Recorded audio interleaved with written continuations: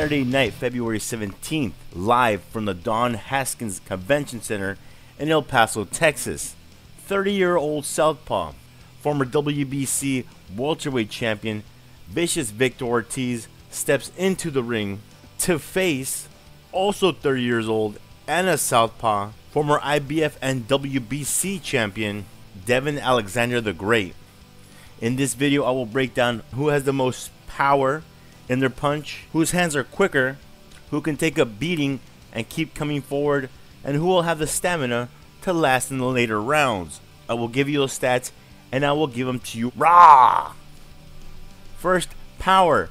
Vicious Victor Ortiz was known as a KO artist throughout the majority of his career. Yes, his last 3 wins have ended by stoppage, but none of the guys he's beaten by TKO or KO are named fighters. The last notable stoppage win Vicious Victor Ortiz has on his record was in 2010 when he stopped Vivian Harris. Guys like Saul Corral, Gilbert Sanchez Leon, and Manuel Perez are just journeymen that were thrown in there to make Ortiz look better. Devon Alexander has never been a big puncher. He has 27 wins and only 14 of those have come by knockout. The last stoppage win for Devon Alexander was on March 6th of 2010 when he stopped Juan Urango, coincidentally at the Mohegan Sun, where he faces Victor Ortiz this upcoming month. Power, 3, even. Next, speed. Early in his career, when Devon Alexander was promoted by Don King, the speed factor was a big deal.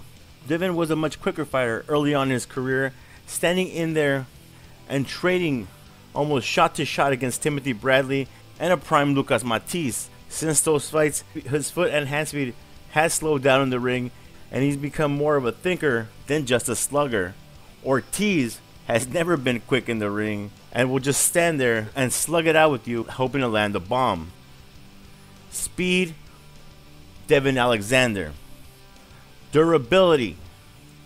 Victor Ortiz is not known to be a durable fighter.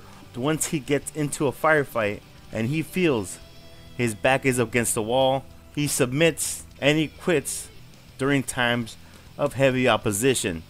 He did it against Marcos Maidana. Some people say he did it against Jose Zito Lopez. He did it against Luis Colazo. And he did it against Andre Berto in 2016. Durability, Alexander. Stamina. Devon Alexander's last 5 fights have gone the distance. Even though he didn't win all those fights, he still stayed in there and did not show much signs of a fatigued fighter. Victor Ortiz last went the distance in 2011, and that was against Andre Berto in a Fight of the Year candidate.